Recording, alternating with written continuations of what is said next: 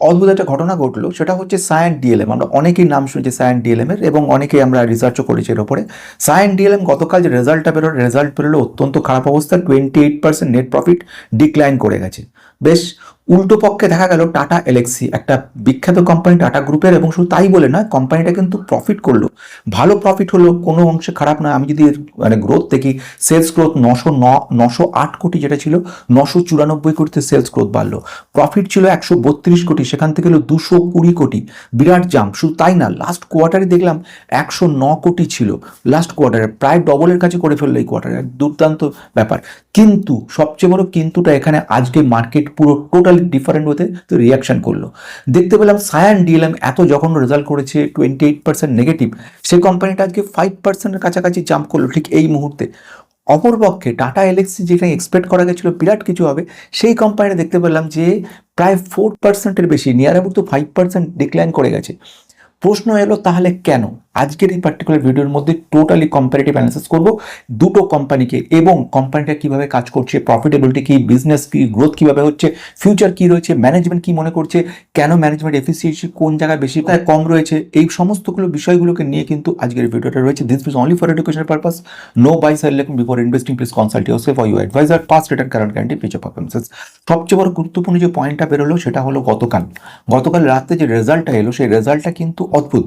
রেজাল্টটা এরকমভাবে সায়ান ডিএলএমকে দেখলাম প্রায় 28% নেট প্রফিট ডাউন হয়ে গেছে, এবং নেট সেলস প্রায় 16.73% ডাউন হয়ে গেছে, দুটোই ডাউন ইয়ার অন ইয়ার বেসিসে। অপরপক্ষে দেখলাম যেটা Tata Elxsi, one of the best company, কিছুদিন ধরে বেশ কারেকশন মোডে ছিল, অনেকদিন ধরে কিন্তু কারেকশন হতে হতে যেটা দেখলাম এবারের রেজাল্টটা দারুণ সুন্দর হয়েছে। 908 কোটি যেটা ছিল সেলস, 994 কোটি হলো, ভালো কথা। নেট প্রফিট যেখানে দেখলাম 172 কোটি, সেটা হয়ে গেল 220 কোটি টাকা।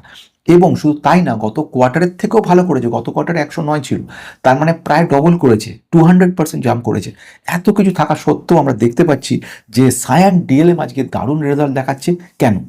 তার প্রধান যে কারণটা বলার আগে যদি নতুন থেকে সাবস্ক্রাইব করে রেখে দেবেন, পুরোনোদের অজস্র লাইক কমেন্ট। ঘটনা যেটা সেটা আমি বলবো, এই যে কোম্পানিটা অর্থাৎ ডিএলএম কিন্তু অলরেডি আমাদেরকে একটা ব্যাড এক্সপেকটেশনের মধ্য দিয়ে চলছিল, খুব একটা নতুন কোম্পানি, খুব একটা ভালো হবে না, এবং এর খুব বেশি কিছু পাওয়া যাবে না, এবং যার আলটিমেট রেজাল্ট যে এক্সপেকটেশন হয়েছিল আরও পড়বে, সেই মনে করে একদম এই অবস্থা। সেখানে কিন্তু এক্সপেকটেশন কম ছিল, সে তার তুলনায় অনেক ভালো কিন্তু দেখতে পেয়েছি। ফলে সেই কারণের জন্য কিন্তু সায়ান ডিএলএমকে নাম্বার 1 পয়েন্ট। নাম্বার 2, অনেকে যারা এই কোম্পানিটার রেজাল্ট খারাপ করেছে বা করবে মনে করে শর্ট করে রেখেছিল আগের থেকেই, তারা আজকে প্যানিক কিন্তু বাইং শুরু করেছে। আমরা জানি শর্ট সেলিং কথার অর্থ কি, আমি বাই করলাম আজকে, কালকে গিয়ে সেল করে দিলাম, যেই প্রফিট হলো সেটা আমার লাভ। যারা শর্ট সেল করে তারা কি করে, শর্ট করে। যারা শর্ট করার অর্থ হচ্ছে প্রথমে আমি সেল করে দিলাম, জানিয়ে কালকে রেজাল্ট খারাপ আসবে কি পরশু রেজাল্ট খারাপ আসবে, তো ন্যাচারালি আমি আজকে এই মুহূর্তে কি করলাম, আমি সেল করে রাখলাম। কালকে বা পরশু 2-3 দিন পরে গিয়ে আমি যখন কিনবো, এটা যখন পড়ে যাবে, তখন আমি কিন্তু আর ভালো প্রফিট পাবো, এটাকে শর্ট করা বলে। তো অলরেডি যারা শর্ট করেছে তারা এখন এই মুহূর্তে প্যানিকে বাই করে চলেছে, সেটা একটা কিন্তু গুরুত্বপূর্ণ পয়েন্ট। 3 নাম্বার বলবো, কোম্পানিটা অলরেডি বিটেন ডাউন কোম্পানি, মানে এমন প্যাটার্ন হচ্ছে কোম্পানিটাকে। সত্যি ঘটনা, সায়ান ডিএলএমকে আমি দেখেছি, যেখানে অন্যান্য কোম্পানিগুলো, যেখানে আমরা সায়ান ডিএলএম এর সমকক্ষ কোম্পানি সিরমা এসজিএস বলি, কিংবা তার সমকক্ষ বাকি সব কোম্পানিগুলোকে দেখতে পাচ্ছি এত ভালোভাবে কাজ করছে, এত রিটার্নের পর রিটার্ন দিয়ে গেছে, সেখানে সায়ান ডিএলএমকে কোনোদিনও কিন্তু তেমন ভালোভাবে রিটার্ন দিতে দেখিনি। এবং আরেকটা বড় ইন্টারেস্টিং ব্যাপার হচ্ছে, সায়ান ডিএলএম কিন্তু ফান্ডামেন্টালি যদি বলি ভালো কোম্পানি, এবং কোম্পানির বিজনেসটি যদি বলি that is also very good company, সেইখানে দাঁড়িয়ে থেকে ডাউন হয়ে গেছে, এটা একটা বড় ঘটনা। এবার আমি একটু কম্প্যারিজনের জায়গায় যাব, আর শেষে গিয়ে খুব গুরুত্বপূর্ণ কটা পয়েন্ট বলবো। প্রথম ঘটনা হচ্ছে টাটা এলএক্সির কথা বলছি, এবং সেকেন্ড ওয়ান বলতে চলেছি সেটা হচ্ছে কিন্তু আমাদের সায়ান ডিএলএম। টাটা এলএক্সির ক্ষেত্রে আমরা এক্সপেকটেশন বিরাট ছিল, কোম্পানিটা দারুণ করবে, কোম্পানির ম্যানেজমেন্ট দুরন্ত রয়েছে, এটসেট্রা এটসেট্রা। এক্সপেকটেশন বেশি থাকাটাও কিন্তু একটা নেগেটিভ, সেই এক্সপেকটেশন পূরণ করতে পারিনি। এক্সপেকটেশন লেভেল আমি জানি না, ইনফ্যাক্ট আমি যদি এক্সপেকটেশনের জায়গায় থাকতাম, আমি কোনোদিনই সেই লেভেল এক্সপেক্ট করতাম না যে বিরাট কিছু করবে। কিন্তু এখানে কেন জানি না, লোকে এক্সপেকটেশনও বিরাট করে, আর তারপরে গিয়ে নিজেরা আবার সেলও করে দেয় সেই এক্সপেকটেশন না এলে। আরেকটা ব্যাপার দাঁড়াচ্ছে, সেটা হচ্ছে ওভার ভ্যালু প্রেশার, যদিও আমি এটাকে কিন্তু সমর্থন করি না, অনেক অ্যানালিস্ট এটাকে ওভার ভ্যালু বলছে, কিন্তু আমি বলি টাটা এলএক্সি কিন্তু ওভার ভ্যালু সিচুয়েশন নেই। আমি শুধু প্রাইস টু আর্নিং নয়, প্রাইস টু গ্রোথকেও কিন্তু এর সঙ্গে কনসিডার করতে হবে, সেগুলো দেখে আমি কথাটা বলতে পারি।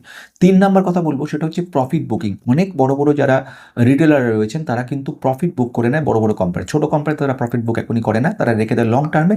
আর বড় বড় কোম্পানিগুলো তারা কিন্তু একটু প্রফিট হলেই বুক করে, এক্সপেক্ট করেছিল একটা ভালো জাম্প করবে, সেই মতো তারা প্রফিট বুক করবে, দেখা গেলো জাম্প বেশি করেনি, যেটুকু হয় নিয়ে বেরিয়ে যায়, সেই জন্য তারা সেল করে। এবার আসবো একটা কম্পারেটিভ অ্যানালিসিস, যেটা কিন্তু খুব জরুরি হয়ে পড়েছে এই মুহূর্তে ব্যাপারটাকে নিয়ে। তাহলে আসা যাক কম্পারেটিভ অ্যানালিসিস। প্রথম বলবো বিজনেস। সায়েন্ট ডিএলএম এর বিজনেসটা কি রয়েছে? বিজনেস হচ্ছে আর্লি স্টেজে রয়েছে, প্রথম দিকের ইলেকট্রনিক ম্যানুফ্যাকচারিং সার্ভিসের উপর কাজ করে। কিন্তু টাটা এলএক্সি কিন্তু বহুদিনের পুরনো কোম্পানি, এবং এদের ডিজাইনিংয়ের উপর কাজকর্ম করা, ইলেকট্রনিক রিসার্চ ডেভেলপমেন্টের উপর কাজকর্ম করা, সেমিকন্ডাক্টরের লেভেলে কাজ করা, যে আর্টিফিশিয়াল ইন্টেলিজেন্সের উপর কাজ করা অটোমোবাইল সেক্টরে, এটা একটা বিরাট বড় পাইনিয়ার কোম্পানি। সেকেন্ড কথা বলবো সেটা হচ্ছে গ্রোথ স্টেজ। গ্রোথ কিন্তু সায়েন্ট ডিএলএম এর আর্লি স্টেজে রয়েছে, প্রথম দিকের অবস্থা। আর টাটা এলএক্সি কিন্তু অলরেডি কিন্তু ম্যাচিওর এবং এস্টাবলিশড রয়েছে এদের। 3 নাম্বার বলবো যেটা, সেটা খুব ইন্টারেস্টিং, রেভিনিউ গ্রোথ। রেভিনিউ গ্রোথের ক্ষেত্রে আমরা দেখতে পাচ্ছি হাই লেভেলের সায়েন্ট ডিএলএম এর রেভিনিউ গ্রোথ রয়েছে, কিন্তু ম্যাচিওর স্টেবল গ্রোথ রয়েছে কিন্তু টাটা এলএক্সি। আরেকটা কথা বলবো সেটা হচ্ছে ম্যানেজমেন্ট সায়েন্ট ডিএলএমে কিন্তু এখনও প্রুভ করে উঠতে পারেনি কত ভালো। তার তুলনায় টাটা এলএক্সি কিন্তু ম্যানেজমেন্ট যথেষ্ট পাওয়ারফুল এবং খুব স্টেবল টাইপের রয়েছে এবং এক্সিলেন্ট পজিশন। প্রফিটেবিলিটির মধ্যে যদি দেখি, সায়েন্ট ডিএলএমের লো লেভেলের প্রফিটেবিলিটি রয়েছে, প্রফিট খুব বেশি নেই, কিন্তু তার তুলনামূলকভাবে কিন্তু মানে ভোলাটিলিটি বেশি দেখতে পাচ্ছি। কিন্তু টাটা এলএক্সির ক্ষেত্রে সেখানে কিন্তু হাই মার্জিন প্রিমিয়ামে কিন্তু প্রফিটেবিলিটি দেখাচ্ছে। ম্যানেজমেন্ট নিয়ে কথা বলার কোনো অবকাশ নেই, ম্যানেজমেন্ট প্রুভ করতে পারেনি সায়েন্ট ডিএলএমের ক্ষেত্রে, আর টাটা এলএক্সির ক্ষেত্রে ম্যানেজমেন্ট কিন্তু প্রুভ করতে পেরেছে এবং প্রুভেন ম্যানেজমেন্ট দারুণভাবে কাজ করছে। লাস্ট ওয়ান বলবো ভ্যালুয়েশনের পক্ষ থেকে যদি দেখি, তখন ডিএলএম যেটা রয়েছে সায়েন্ট ডিএলএম, সে কিন্তু তুলনামূলকভাবে চিপার রয়েছে। আর এর ক্ষেত্রে থেকে বড় গুরুত্বপূর্ণ পয়েন্ট, যেটাকে আমি শেষের দিকে রাখার চেষ্টা করেছিলাম, সেটা হচ্ছে টাটা এলএক্সির, সেটা হচ্ছে মর্গান স্ট্যানলি একটা সারা বিশ্বের প্রখ্যাত কোম্পানি। এই কোম্পানিটার কাজ হচ্ছে সমস্ত কোম্পানিগুলো স্টক অ্যানালিসিস করা, স্টকের মধ্যে কোন কোম্পানি কীরকম এগোতে পারে ভবিষ্যতে সেটা নিয়ে লক্ষ্য রাখা, এবং কোম্পানির প্রত্যেকটা বিষয়ে, যে ম্যানেজমেন্ট লেভেল থেকে শুরু করে এফিসিয়েন্সি লেভেল শুরু করে কোম্পানির প্রোডাক্টিভিটি লেভেল থেকে শুরু করে আর্টিফিশিয়াল ইন্টেলিজেন্স এবং অন্যান্য বিজনেস গ্রোথ লেভেলে কোথায় কী রয়েছে সেগুলোকে অ্যানালিসিস করা, সব কিছু কিন্তু কোম্পানিটা কাজ করে। ফলে মর্গান স্ট্যানলি যে রিপোর্টটা রিসেন্ট দিয়ে, সেটা কিন্তু বলছে সেল রেটিং দিচ্ছে, অর্থাৎ এরা বলেছে রেটটাকে কমিয়ে দিচ্ছে। মানে এদের রেট আগে যেটা ছিল, বলেছিল যে রেঞ্জের কথা বলেছিল বাইং রেঞ্জে, সেটা হচ্ছে 5,350, কিন্তু এখন ওরা কমিয়ে দিয়ে 4,200-তে নিয়ে আসছে, মানে বিরাট লেভেলের ডাউন করেছে। এই ডাউন গ্রেড হওয়ার সঙ্গে সঙ্গে কিন্তু কোম্পানিটার সব থেকে বড়োভাবে প্রফিট বুকিং হয়েছে। এইটাই হচ্ছে সবচেয়ে বড় কারণ বলে অনেক অ্যানালিস্টরা মনে করে নিচ্ছে। তো আমার যদি শেষ মত অনুযায়ী বলতে পারি, সেটা বলতে পারি দুটো কোম্পানি তার নিজের জায়গায় দুরন্ত, কোনো কোম্পানি খারাপ নয়, দুটো কোম্পানি ফ্যান্টাস্টিক লেভেলে কাজ করছে। যেরকম সিএমএস কাজ করে নিচ্ছে, যেরকম সায়েন্ট ডিএলএম কাজ করছে ইএমএস সেক্টরে দারুণভাবে, ঠিক তেমন টাটা এলএক্সিও কাজ করে চলেছে। টাটা এলএক্সির কাজ যেমন রয়েছে artificial intelligence, automotive system, management দুরন্ত রয়েছে, গ্রোথ স্টেবল রয়েছে, ফিউচার এক্সপেকটেশন ভালো রয়েছে, এবং কোম্পানিটি যেটা বড় কথা সেটা হচ্ছে আরও ভবিষ্যতে অনেক উন্নতি করবে। রেজাল্ট হচ্ছে সবচেয়ে বড় কথা, কখনোই কোনো টেম্পোরারি সেন্টিমেন্ট বড় কথা নয়। রেজাল্ট যখন ভালো দেখিয়েছে, ভবিষ্যতে ভালো রেজাল্ট দেখাতে পারে, আরও ভবিষ্যতে ভালো রেজাল্ট দেখাবেও, তো ন্যাচারালি আমরা এক্সপেক্ট করতেই পারি টাটা এলএক্সির কাছ থেকে ভবিষ্যতে ভালো রেজাল্ট। সায়েন্ট ডিএলএম বহুদিন ধরে ঝাড় খাওয়া কোম্পানি, বহু মাস ধরে শুধু পড়েই গেছে। ন্যাচারালি এই মুহূর্তে সে কিছুটা ওঠাটা খুবই স্বাভাবিক, এবং এক্সপেকটেশনের খুব বেশি কিছু নয়, এবং একটা সময় খুব হাই ভ্যালুয়েশন ছিল, আজকে কোম্পানিটা মোটামুটি একটা ভালো স্টেবল জায়গায় চলে গেছে। এই দুটোই হচ্ছে মেইন কারণ বলা যেতে পারে, যে কারণের জন্য কিন্তু মার্কেটে এটা একটু স্টেবিলিটির অভাব দেখাচ্ছিল।